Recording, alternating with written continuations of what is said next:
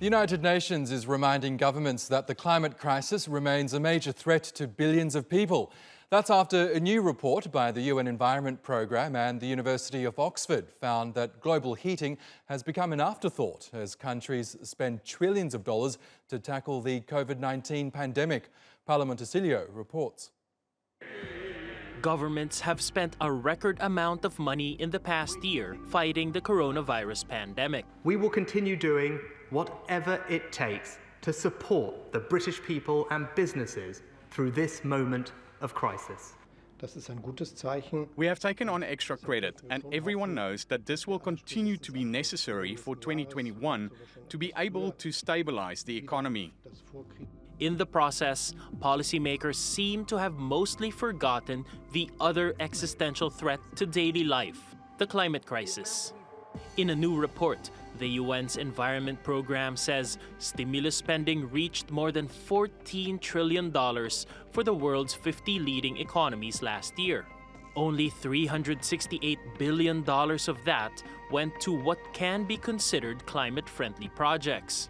Those include renewable energy facilities, electric vehicles, and upgrading infrastructure so they use less power. The environment is already paying the price for the trade-off. Research shows global emissions fell a record 7% last year. But the International Energy Agency says they've been rising again since December. And there are signs governments are getting the message. In the US, President Joe Biden's $1.9 trillion stimulus proposal includes money for mass transport and tax breaks for renewable energy investments. His administration also wants to spend $2 trillion over 4 years to reduce the nation's reliance on fossil fuels. We need to phase out coal 5 times faster than we have been. We need to increase tree cover 5 times faster. We need to ramp up renewable energy 6 times faster. We need to transition to electric vehicles at a rate 22 times faster. You get the drift? The UN says rich countries should also extend aid to emerging economies.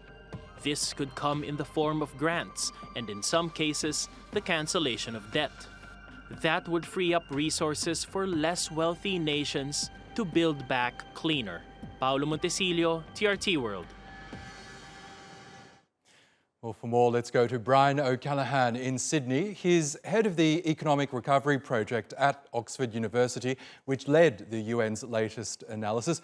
Welcome to the program, Brian. I know it's really early there, so we appreciate you joining us right now. But as we heard from Paolo's report, you've found that only a small fraction of the nearly $15 trillion that's being spent by governments to combat the economic effects of the pandemic are being spent on green projects. Can you tell us which countries are actually keeping the environment in mind when it comes to the recovery funding? Wonderful. It's great to be with you this evening, Oscar. Thank you for having me. Yes, you're absolutely right. Today, in partnership with the United Nations Environment Programme and also the IMF, the UNDP, GIZ and PAGE, we are introducing the Global Recovery Observatory, which is a program to go on over the course of the next year and perhaps even beyond. In the immediate term, we've reviewed 2020 spending, and we found that overall, only about 2.5% of total spending has been green. But the more important number is recovery spending. We find that about 18% of recovery spending, which is really what we should be looking at, spending oriented to reinvigorating the economy, 18% is green. In terms of the leaders, you have outstanding new and ambitious programs from mostly high-income European nations, for example, Denmark, Norway, Finland, Germany, and France, as well as some emerging players, including South Korea and Spain. Okay, so if the majority of developed economies aren't spending their recovery funds on green-related projects, how are they using that money? I mean, it's being spent all over. You have some going towards new road projects, for example, some being used for new school building or hospital construction.